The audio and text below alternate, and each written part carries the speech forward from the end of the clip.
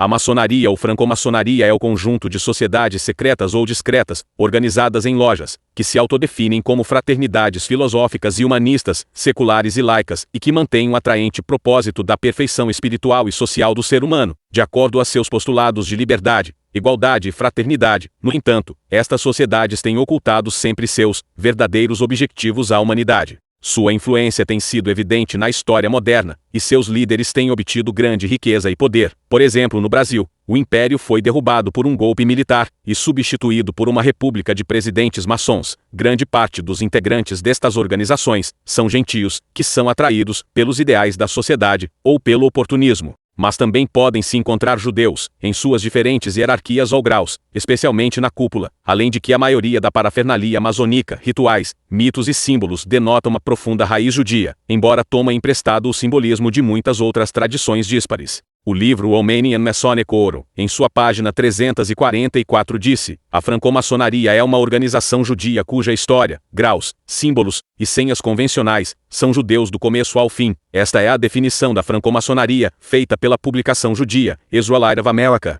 E Jean B. Deguin, em um discurso perante o Grande Oriente da França, falou: os judeus, tanto por seu instinto de dominação, como por sua consciência para governar, criaram a francomaçonaria, para ajuda à luz em suas ações, e colaborar com eles, para estabelecer o reinado de Israel entre a gente do. Segundo Floen Bessescu, o chefe supremo da francomaçonaria universal, está sustentado pela Ordem Internacional, Benai Berrit, com sede em Chicago, juntamente com outros grupos secretos, como Benai Moshe, Benai Israel, Benai Zion, ocultados por aqueles misteriosos homens sábios de Sião. A maçonaria judaica é a mais perigosa arma do judaísmo, porque se considera amiga dos povos livres e inimiga do comunismo. A realidade é exatamente o contrário. A maçonaria judaica é o inimigo desconhecido, o feroz inimigo em casa. Contra sua atuação não existe resistência. O comunismo é já um inimigo conhecido, um inimigo contra a qual se pode lutar se quiser, e que será vencido no momento em que o mundo ocidental escape das garras de seus inimigos judeus maçons. O mundo ocidental, livre ainda, porém doente da peste branca judeu-maçônica, não se dá conta da doença que padece, porém se observa que à medida que o tempo passa se torna mais debilitado, sem conhecer a verdadeira causa. Essa causa é a maçonaria, cuja atividade secreta está perfeitamente coordenada com a atuação do judaísmo e comunismo, dirigida para o domínio judaico mundial, absoluto. Um exemplo de inteligência é o Bismarck, era um gênio político cristão que paralisou a atividade do judaísmo na Europa, quase toda a segunda metade do século XIX. Assim como os comunistas não-judeus são comunistas porque não sabem o que é na realidade o comunismo e vivem na ilusão de que isso fará o mundo impossível profetizado por teorias e propaganda enganosa de Marx. Os maçons não-judeus têm sido enganados por princípios aparentes desta seita, que é muito atraente.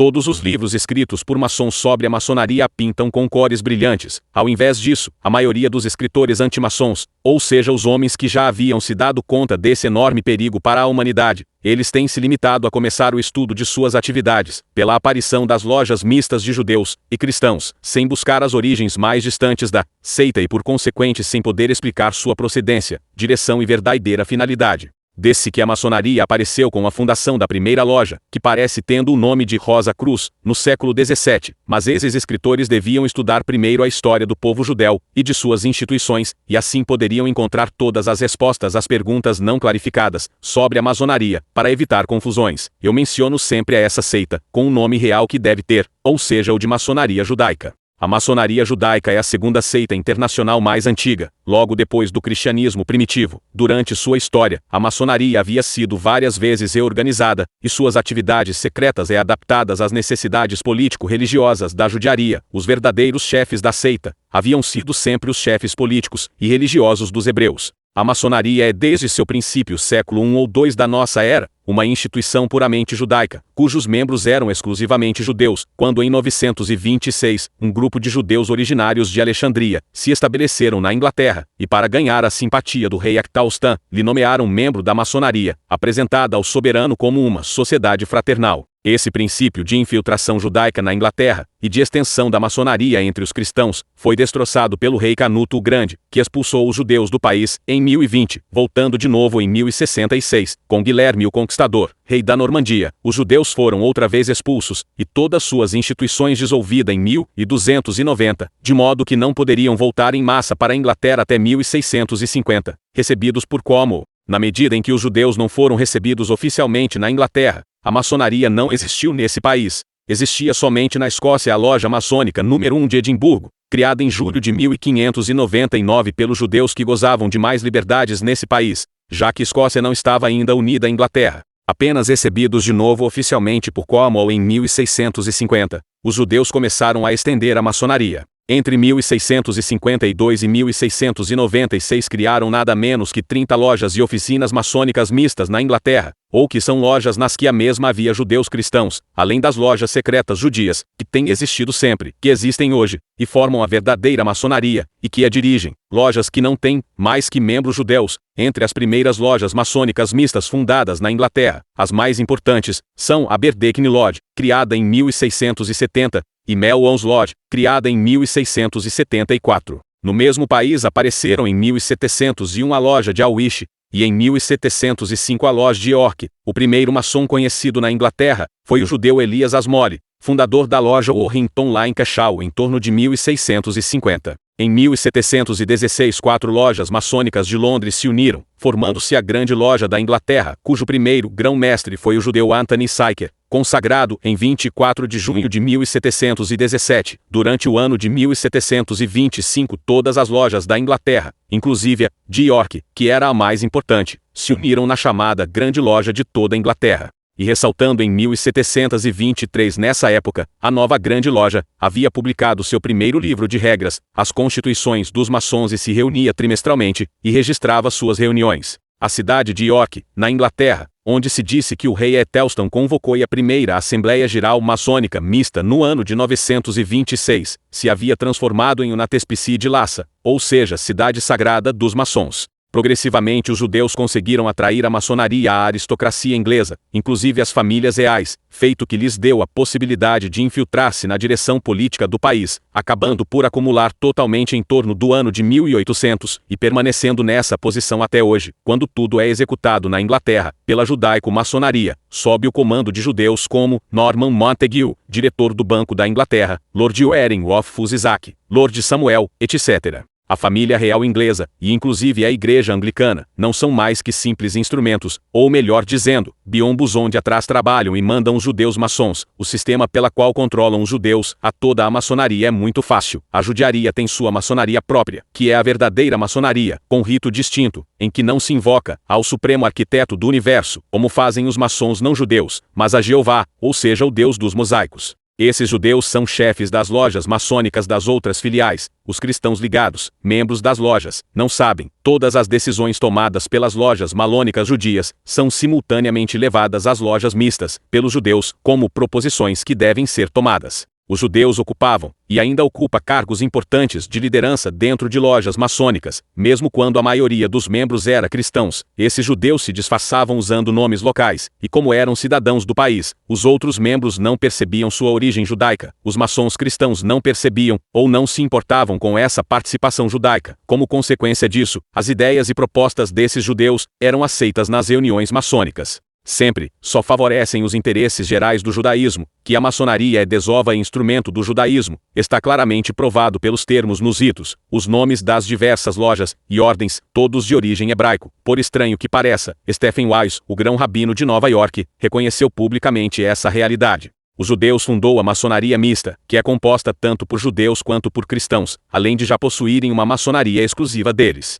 Desde a Inglaterra, os judeus têm difundido sua maçonaria, em a qual podia ingressar gente de todos os países, indiferentemente de sua origem, religião, convicções políticas e outros. Começando pela Europa, é uma regra geral que ali onde existem comunidades judias, em qualquer lugar, devem existir lojas maçônicas, e onde não tem judeus, tampouco existem lojas. A Grande Loja da Inglaterra fundou a Loja de Gibraltar, em 1729, e a Grande Loja da Inglaterra criou por sua vez mais tarde as lojas Soberano Capítulo e a Oficina Sublime de Cádiz, as primeiras lojas da Espanha. Em 1732, a Grande Loja da Inglaterra constituiu sua primeira loja em Paris. Outras lojas têm sido depois criadas da mesma maneira, pela maçonaria da Inglaterra, na Alemanha, em 1733, nos Países Baixos em 1735, em Portugal em 1735, na Suíça em 1740, na Dinamarca em 1745, na Itália em 1763, na Bélgica em 1765, na Rússia em 1771 e na Suécia em 1773, em 1730, havia sido criada a loja de Calcutá,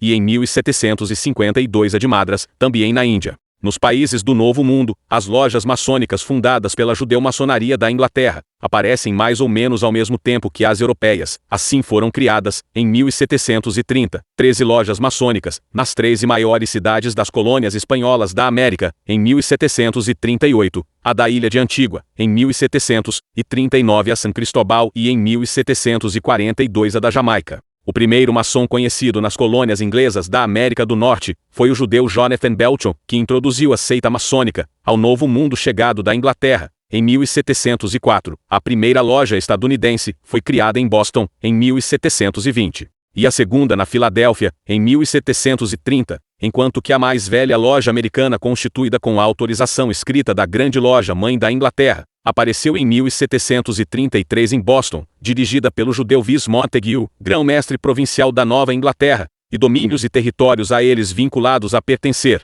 A atividade judeu-maçônica na Europa durante o século XVIII levou a resultados catastróficos ao Ocidente, como a organização da Revolução Francesa, onde tudo era obra judaica. Todos os escritores que prepararam moralmente o terreno para a Revolução, e os dirigentes revolucionários franceses, foram maçons, entre eles, Voltaire, D'Alembert, Diderot, Rousseau, e depois Robespierre, Marat e Danton, os grandes executores da Revolução. Judeu-maçonaria organizou e manipulou os acontecimentos que levaram à Revolução Francesa. Judeu-maçonaria se autodissolvido naquele mesmo ano em 1789, para esconder sua influência e camuflar sua participação no movimento revolucionário. Judeu-maçonaria na aristocracia francesa, colocando como grão-mestre o Duque de Orleans, primo do rei Luís XVI, ou seja, isso significa que membros da nobreza estavam envolvidos, como o governo e o exército paralisados por essa infiltração, a anarquia, ou seja, o colapso da monarquia teria sido inevitável. Napoleão Bonaparte compreendeu o perigo judeu-maçônico e proibiu toda atividade aceita em todos os países ocupados por ele durante o Império. Por isso, a maçonaria judaica inglesa concentrou todas as suas forças em derrubá-lo, feito conseguido finalmente com a ajuda dos imperadores e reis cristãos da Europa. Em 1804, ou seja no ano da declaração do Império por Napoleão, a maçonaria judaica francesa